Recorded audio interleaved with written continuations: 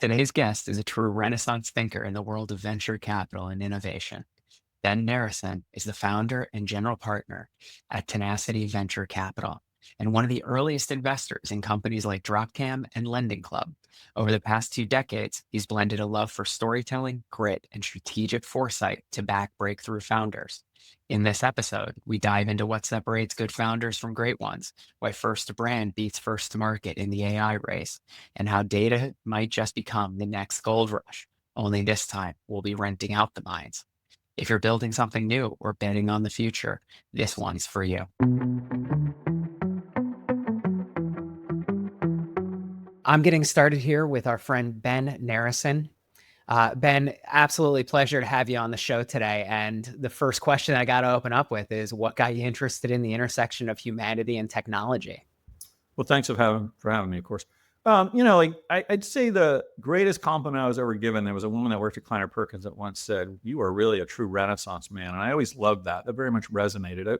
I think that we as, human beings should be as well-rounded as possible. And that is the conflation of an unlimited number of interests. And so technology, to be totally fair, when I first discovered the web, so my background is entrepreneur for 25 years, started one of the first .coms in 93, took it public in 99, and then took it private. Well, when I started my web business before becoming an investor, which I've now done for 18 years, when I started my web business, the internet had been around for a while and I'd been using it, but the web was something new. And to me, this was going to change the world. This was going to be the biggest thing in my lifetime, and I wanted my part of it. But bluntly, part of what I liked about it was, all this technology means I don't have to deal with people anymore. People, there's always something. They're mushy, it's pain, unpredictable. Not true at all. So technology enhances and empowers people for good or for bad.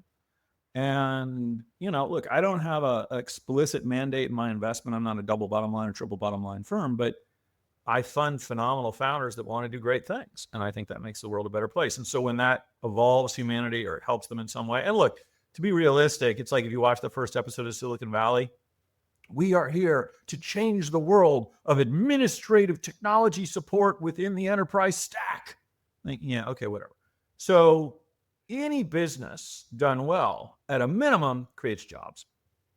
At a maximum, can actually have material and meaningful impact on people's lives over time. And, I retired for a while, and one of the reasons I got back in the game, so to speak, was the mental stimulation that comes from always seeing what's next, what people are trying to do, how people are trying to change the world. That's really, really exciting. And I think by its nature, that is definitively the intersection of humanity and technology. That's a beautiful description of like how this all plays together, that a business's role is to create jobs in the minimum, or that's a byproduct of effectively what it does. You got to have a North Star, right? You have to have something you're questing towards. You have a belief structure that you can change something because something is needed to make something better in some area. And no matter what, I think that has a positive impact. I mean, first of all, these are young, talented, brilliant people. They are excited to create new things. Like in the old days, there used to be a saying that to create great wealth required a crime. And that was probably true in the robber barons days. There's some pretty horrible stories about what some of those people did. But today, to create great wealth, you need a brilliant idea and phenomenal execution. And because of that, a lot of people chase their dreams. And many of those dreams don't succeed. But the ones that do can be pretty amazing. I do think that there's a true power in technology that allows us to kind of like decide what it is that we want to be doing. And it takes away the need for us to interact with people that we probably wouldn't want to be interacting with as well in some capacity. How do you balance that desire to basically introvert, right? To kind of like separate with that need to be, convincing people of the vision that you have, right? Because as an entrepreneur, your main goal is to sell the idea, to get people on board to being part of that. Yeah, look, I used to think there's two different answers to that. On the last point you made, I was a freelance writer for about 10 years. And so because of that, I used to think that I overvalued storytelling in an entrepreneur. I've come to realize you cannot overvalue it. Storytelling ability is how people raise money. It's how they hire people that are going to probably have to take a pay cut to leave their big company job to work for a startup. It's how you land clients. It's how you get PR. And that happens in person. The second answer, I give you something. I made an investment just coming out of COVID in a company called Vendalux, which explicitly is sort of, it's Salesforce for in-person marketing, trade shows, events, et cetera. And my thesis was that coming out of COVID, sales teams would have become way too comfortable and way too lazy, bluntly, at doing things remotely, doing things over Zoom. But sales managers would realize that's not good enough. But because of the competitiveness of the workforce, if they forced their people back on planes for 186 days a year, they'd quit and go work for some startup that would give them a job. So today, Citibank announced, hey, we'll still let you work from home. Probably the only bank that's doing that. Probably going to be good for their hiring, not necessarily going to be good for the quality of their talent. So I believe that what would happen is these sales managers would be stuck in this position where they're like, well, my people don't want to travel, but we got to get in front of our customers. Wait a minute. Why don't we just go to trade shows where our customers are anyway and throw a bunch of dinners and parties and take conference rooms? And that is exactly what has happened. Trade show attendance has exploded, and that company's done exceptionally well. Interestingly, even though I don't believe anybody will evolve by being a stay-at-home worker, I let myself fall a little bit into that trap. 2 years ago, 2023, we were counting, and we were on pace to see 8,000 pitches. A lot of those came from watching online demo days. We funded 3 companies. So in 2024, I pretty much dropped all of that online activity and spent all my time traveling, going to trade shows, going to events, going to conferences, going to meet people, having lunches, re-engaging my network. And I saw probably 2,000 pitches and once again funded 3. It's always a very low conversion rate, but 3 out of 2,000 is a little better than 3 out of 8,000. So, I don't value it if it's not in person. I value this. I think this is a great communication mechanism. It's a great tool, great to have a conversation, great to have that conversation archived for anybody that wants to see it anywhere. But if you want to evolve in your role as a human, no matter what that is, you got to be out there. You got to be in person. Even an artist needs other artists, right? The Renaissance happened in a place because great artists fed off of other great artists. Look, I'm not an extrovert by nature. I had to train myself to be outgoing and to be a networker. When I started in around 2007 and starting one of the first institutional seed funds in the world, I knew about 8 VCs. By the time I left, I knew 327 at the top 10 firms. And that came from a very active effort to go out, find and meet these people and find a way to get to know them. It's just a skill you got to build.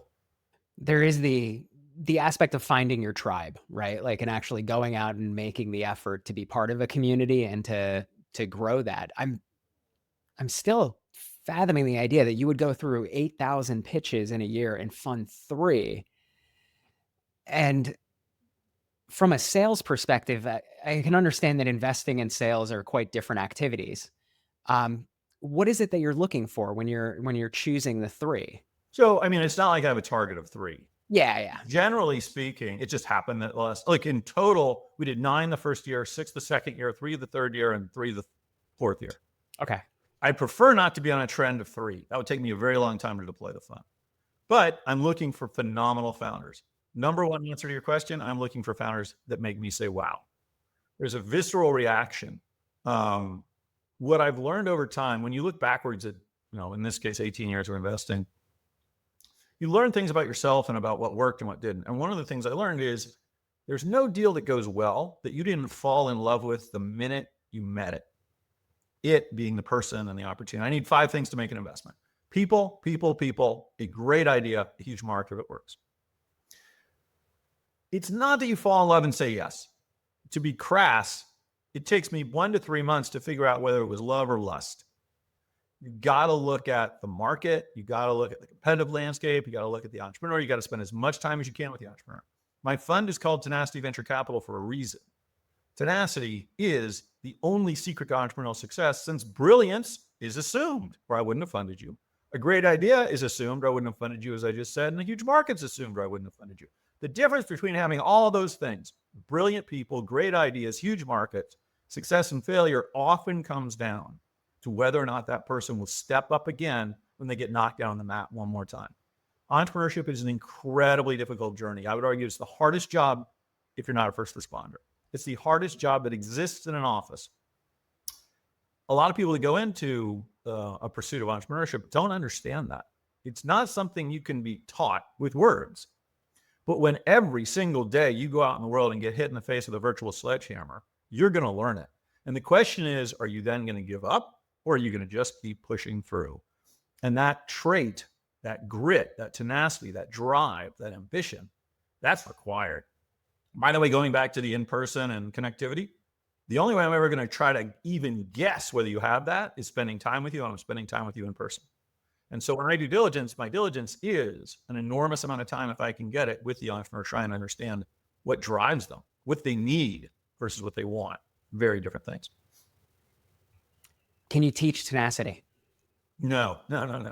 I mean, you can learn it as an individual going through it.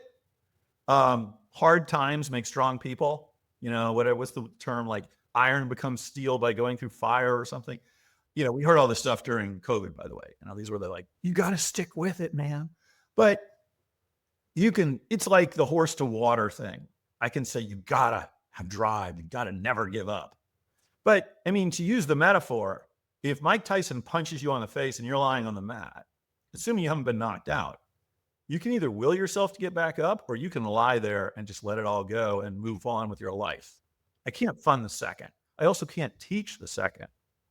You can evolve it by, look, I mean, this is a silly little thing, but I believe I can live to 120. And a lot of that is around staying fit, staying thin. And so anything I can do to make my life harder physically, I do. Like when I walk to the library to read the paper, I carry 2 big bags of rocks. It's called farmer's carry.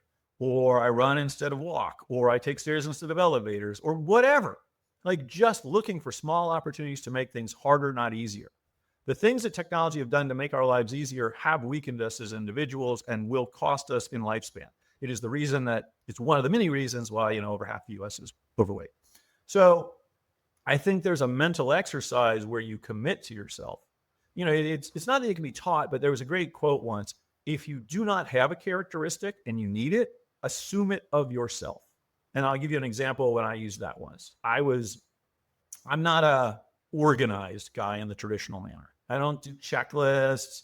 I don't have, oh, here's my process. I keep a calendar, but that's about it. So I was buying a company in the UK called Boo.com. And we had like 24 hours to buy it, and then 48 hours to get all our assets out of there. So I would wake up in the morning and I would assume of myself the anal retentive characteristics of a checklist, super organized guy, because I knew I had no margin for error. I would write everything down we needed to do. 1 goes to 2, goes to 3, goes to 4. And every morning I'd wake up, I'd say, man, you are one organized, tight ass guy, and you are going to follow that book. And I just insisted that I follow that process. I assumed of myself that personality, which I did not possess, because I needed it in that moment. So arguably you could assume in yourself absolute tenacity and grit. I love the elite soldiers. I'm fascinated by them. I try to read lots of books. I have friends that are SEALs or SEAL program team. And, there was one guy who was talking about going through the SEAL program. And he said, if you're going to get through hell, you got to be the devil. He said, I just made it harder on myself. If it's like, you want me to do 100, I'll do 200. You want me to get into the cold water, I'm going to stay there. I could stay on the sand. No, I'm going to go into the ocean. Like just constantly pushing himself to make it harder on himself, to make himself stronger. But I think that's either in you or it's not. I think it's not something I can teach you. You may be able to teach yourself. You're hitting on like a core concept of, wow, a lot of spiritual exercises that I end up getting into work around identity. Right. And so if you can change your identity, you can change your behaviors at a much easier level, just like you described about waking up and being an anal retentive guy that runs his life by a checklist. That's an identity, right? Like I see myself as an athlete. And so when I go to the grocery store and see the Oreos, I am less likely to pick them up, right? Like that's because the identity makes those decisions easy to take care of. We talked about brilliance, we talked about idea, we talked about the people. What are the other qualities that you're looking for in the idea that makes things attractive for you as an investor? Well, I generally prefer green fields. I often say to an entrepreneur, look, I would rather fund you to walk into a green field and build a teepee out of sticks than to have you walk into a small village and build another house. I would prefer new things. So is that like new markets or? Well, remember my first point was I'm looking for entrepreneurs to make me say, wow. So here's the pitch I don't like. Well, so and so, so and so, and so and so have raised $100 million on this concept. So that's validated the market. No. What that's done is arm your enemies against you with tanks, and you're asking me for a knife. I'm not interested in that. I will give you a knife to walk into that field and hunt dinner. Okay. But that's it. If there's somebody there with a pistol or a rifle or a tank, I'm probably not going to play in that game. It could be a new market. It could be a new approach to a market. It could be something that hasn't evolved yet that's needed. I haven't, it's not that I've never funded people in competitive spaces. I funded a great company called Maestro, which is an all-knowing chief of staff that lives in your system and tells you where to look in your businesses using LLMs, using generative AI. Now, there's a handful of those, but I got referred to them through one of my entrepreneurs, a guy named Siki Chen, and he had been using it, and he said it's the best of all of them. And that included like a Sequoia-backed company with $100 million behind it. So very, very good team. It appears to me they're in the lead. Now, look, first to market is not good enough. First to brand, however, I believe is. If you look back in time, eBay was not the first auction site. I believe On Sale was. Also, there were about 12 auction sites, including Amazon and Microsoft and Netscape. And yet now there's just eBay. They weren't the first to market, but they were the first to brand and the first to the network that created. And so you didn't need to go to other places. And I think that's often true. I think particularly in, as I spent 18 months trying to figure out how to invest in generative AI, I've decided data is not a long-term moat, and first to market isn't either. But while brilliance is definitely required and some great computing power, I do think if you can get to be first to brand, you have a really good shot at going all the way. Got a company I invested in called Hippocratic that does this, which LLMs for nurses. Basically, an LLM does the job of a nurse when you get exited from the doctor's office or hospital and does the follow-up call and actually talks to you and makes sure you're keeping, yourself in order. Phenomenal. Could other people do it? Yeah. They've been very well funded. They've got phenomenal partnerships. They're in great deals. They're definitely first to brand. Now they got to hold on to that and make sure to continue to grow and evolve. And I think they will. I think it'll be a huge win. In the generative AI space, we've, just come off a couple weeks of interesting releases from all the providers, right? Where do you see that space going, or are there businesses that can actually build a moat around their generative AI products? So this is why it took me 18 months to make my first investment in generative AI. And last year, all three of my investments were in that space. Not because I explicitly and only looked at generative AI, but because that's where the best and brightest ended up. And when you're funding the top one BIP, your goal is certainly to fund the best and brightest. So the primary thing I reached as a point of view here is that it is going to be about first to brand, because you can't protect the functionality. The functionality exists on somebody else's engine. There were 2,000 car companies in the United States when the automobile was invented. You got to figure out who's going to be Ford. By the way, I mentioned that to a guy in Germany. He's like, yes, there were 2,000 car companies in Germany too. I said, really? He's like, yes. You know why the Audi has 4 rings? It used to be 4 companies. So I did not know that. So, there is room for Audi. There is room for Ford. There's room for a bunch, but there's not room for 2,000. And so who gets the distinct market segmentation and gets to market and builds their brand at a level that becomes the moat? The brand does become the moat. Now, you have to have the data. Over time, I think everybody will get access to the data. You probably can get more insights because you had more time, and that will compound, but I still don't think that's a protectable moat. So, and whatever, you use what? You use OpenAI, you use Anthropic, whatever. Somebody else can buy that too. You can't compete on the engine. So you have to find something else. So Ford might compete on the F-150, number 1 pickup truck in the country and probably in the world. Okay, that's their thing. Good for them.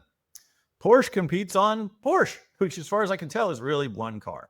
I mean, yes, they make a bunch of cars, but it's 911, right? So, you find your niche. Now, there is probably a place like Hippocratic where things are slightly different. And this is where failure is not an option. So, in the old days, you could sell software where it was 80% less, but it could only do 80% of the job. You can't replace a nurse's outbound call. You're not actually replacing the nurse. The nurse has plenty of jobs with something that gets it right 80% of the time. That's not okay. It cannot, you're risking lives. I mean, Theranos got into a whole lot of trouble for doing what every entrepreneur does. Fake it till you make it, because people looked at it differently because it was argued that it put people's lives at risk. There's a different bar. You probably can't, in legal, you can't go before a judge using generative AI and make a mistake. You can't say case law says X and then have the judge say, that's not what case law says. No, you're not going to end up staying a lawyer. So there are categories where the data fluency and accuracy are even more important. Do I care if Perplexity gives me an answer that's wrong sometimes? I mean, I don't know if they do. Answers seem good enough for me. My son's convinced it's a BS engine, which was the title of an article, but net, I think it works pretty well. And I think all of these systems will get better and better and better. And ultimately, we will become, as a category, it is like I never believed when people called crypto Web3 or DeFi Web3. I get into arguments in this all the time. It's like, why don't you show me all the industries that have been fundamentally changed by Web3? You can't. In fact, you can't even show me one. The web changed everything for every company. And I believe generative AI has a good chance of doing exactly that as well. Now, I think for most companies, wait a year or two and you'll have the tools you need. You don't need to build it yourself. But if you're I'm not talking about if you're building a generative AI company, but I was with a group of YPO folks that I brought over to speak to one of my most cogent CEOs on AI. And they said, well, what should we be building now? And he's like, just give it a year and all the tools will be available to you. Everybody's baking it in. It's last point here. It's going to be tough to compete with the entrenched. In the old days, you could compete with the entrenched because the entrenched were slow, monolithic companies that couldn't innovate. That's not who you're competing with here. You're competing with Google and Salesforce and Microsoft. Those are not slow movers. Okay. Google will come after you hard. Amazon, who wants to compete with Jeff Bezos? Really? That's what you decide to pick? No. So if you want to be GAI-based Salesforce, really? Because I'm pretty sure Mark's going to put it in his engine, right? Like, why would that add value to you? But if you're a company, by the way, it's funny, the first generative AI company I almost invested in was about 2 or 3 years ago. They were using LLMs to do order taking in fast food restaurants drive-thrus. I was like, perfect. How hard is it for a system to say, do you want fries with that? I mean, the training data is pretty finite. Also, I thought, what a niche market. They'll have a nice time to get to first to brand because nobody else will care about it. If they land McDonald's, they win because everybody will buy the leader's products. If you sold McDonald's and I'm Burger King, I want you. Or Chick-fil-A, I want you. Here's the problem. McDonald's announced about a year ago, they're building out their own generative AI team to build their own LLM. It's like, are you kidding me? Classic, just big company. Like, really? You got to own it, huh? You really have to? You have to build it because you're so highly qualified. You can certainly hire the best and brightest away from OpenAI to work at McDonald's, right? Because they've been waiting for you to call. Just silly. The need to own versus buy sometimes amongst these big companies. But here's the thing.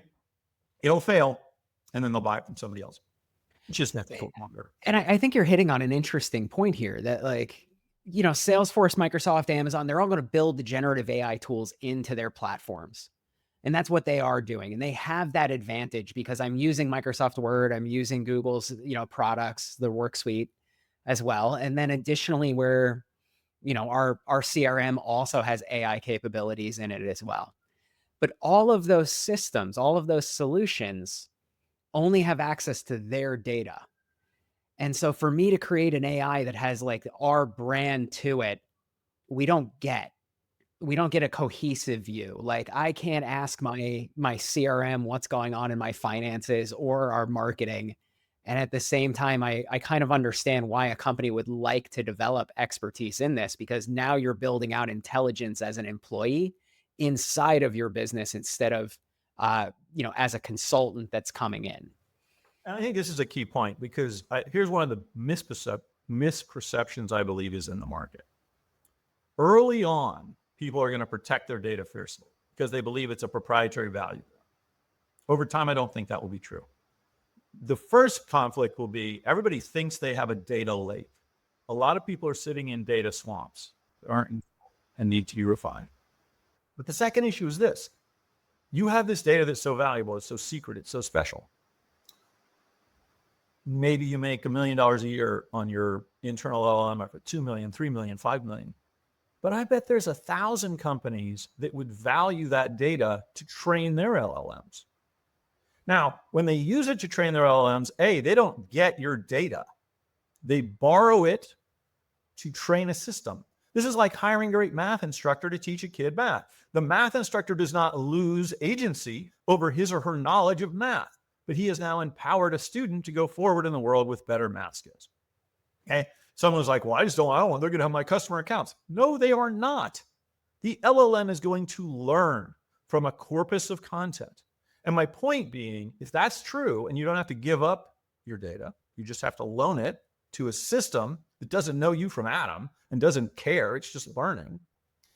If 100 people pay you $1 million a piece, that's a lot more money than you're going to make on your own. So ultimately, excuse the extremely crass term, everybody that's protective of their data will become data whores because they will get paid so much for selling that data. Reddit right now, to my understanding, last time I looked, 2 $60 million a year contracts to train LLMs using their, I would consider, garbage dump of data.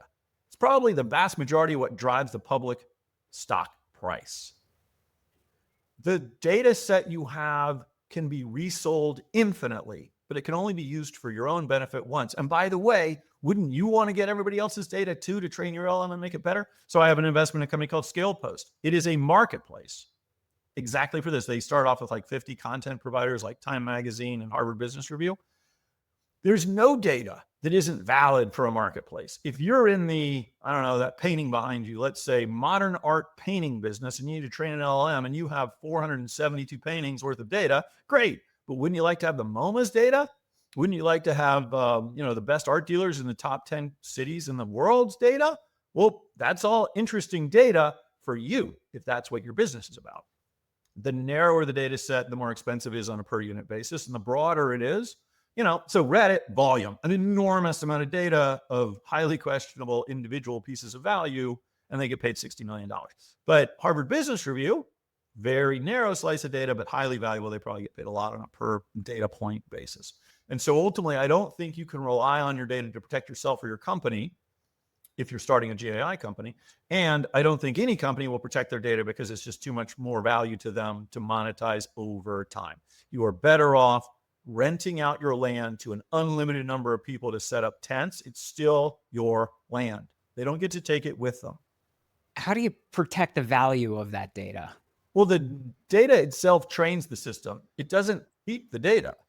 It's not like, I think someone was like, well, can't someone then ask the LLM like who my top 10 customers are? No, that is not how this works, or it's not how it should be. And I'm sure you can put caveats on this. There used to be a company that Google bought, or DoubleClick actually bought, called Abacus, and then Google bought DoubleClick. And what they did was, this was in the era of the catalog, the paper catalog. So every catalog needed to expand. So Eddie Bauer wanted to expand and get access to LL Bean's list. So Abacus was started as a co-op. They would mail catalogs for Eddie Bauer to the LL Bean mailing list. LL Bean would get paid. Eddie Bauer would keep any customers that they got who placed orders. They did not get LL Bean's mailing list. Abacus ran LL Bean's mailing list for the outbound mailing. Eddie Bauer had no idea where their catalogs went. They just knew that a certain number of catalogs went out, and they knew how many people ordered. That's how I view the training of LLMs. Your data goes in, and what you get back out is merely the end result that's factored from combining all that data together to give you some answers or some insights. But normally, it's just like, let's use my example of Hippocratic, this great company. They trained their nurses off of nursing notes across many, many major hospital groups. Nobody's sitting there saying, well, what does, big famous hospital group in Des Moines think of this? No. The nurses, the digital nurses, know what to look for. When they call you and they ask if you're taking your meds, they sort of know how to tease out from you whether you are or not, and to help you figure out how to be more effective at that. But here's the thing. If you say, I've been experiencing shortness of breath, they immediately send you to a human being. That is a red light. That is a huge warning.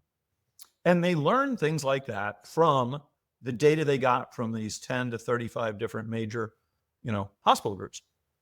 That doesn't impact any of those hospital groups. It just makes the nurse better at its job. And that's where this goes. I go back to the mathematician. Mathematician teaches the child becomes more adept at using math. It does not dilute or take away from. It's not like you're removing it. I think people will move from this binary view of the world. Oh my God, it's either mine or yours. You can't have it. I have to protect it. No, this is not about you getting a slice of the pie and me getting a slice of the pie. This is about making bigger pies, right? Instead of 8 slices of pie and a pie that can feed a family, I want a pie that can feed the entire United States. When you move to that mindset, that shifts how you think about using your data. And by the way, I'm not asking you to shift your mindset because you make the world a better place. You're shifting your mindset because you're getting paid a lot more. You're shifting your mindset because you now get to monetize that data that you've spent decades accumulating in a way that does not harm you. It's free money. Interesting. Ben, I got to say, it's been an absolute blast, like talking to you today. One last question. Any advice that you have for either entrepreneurs getting into the game or other business owners as well? Well, I mean, I do believe that, it is hard to fail if you refuse to give up.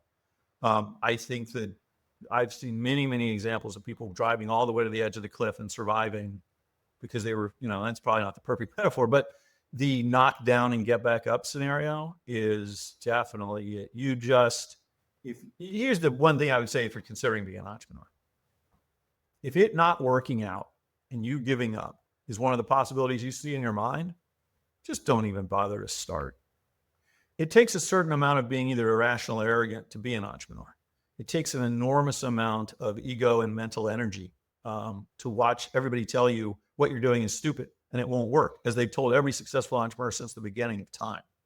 But if you're willing to listen to that, if you're willing to value other people's opinions on why you're going to fail, if you're willing to consider that failure is one of your options, I don't think you're an entrepreneur. It doesn't mean you won't fail, but the very fact that you allow that into your own mindset of possibilities, I would argue, is the first step. Failure cannot be an option. I mean, I'm going to say this because it's funny when people, when I talk about this, like, the number one rule of either being a vegan or doing CrossFit, right? You have to talk about being a vegan and doing CrossFit. Okay, so I do CrossFit. Well, CrossFit, they always put an exercise on the wall. It's called the WOD, workout of the day. That's incredibly hard. And you look at it and you're like, oh man, I don't even know if I can get through that one. It's very rare you're like, I'm going to nail it. You might think that, by the way, you're always wrong. But at the end of the day, if it's 100 pull-ups and twice a year we do 1 mile run, 100 pull-ups, 200 push-ups, 300 squats, 1 mile run. It's called Murph. You don't do that by saying, let's bang out 100 pull-ups. You do 2, 4, 6 or 3, 6, 9 or 5, 10, 15 pull-ups, push-ups, squats. And then you make a notch. And then you say, do it again. Or when you're lifting really heavy weight, you say 1 more rep. You do a clean, you drop it on the ground, you breathe, you do 1 more rep. And you do it until you hit the goal. That's entrepreneurship. You do it and you keep doing it until you win. Period. Stopping, giving up isn't an option. Fantastic advice. Ben, thank you again for being on the show. I really appreciate you taking the time today. Yeah, I enjoyed it. It was a fun wander. Absolutely.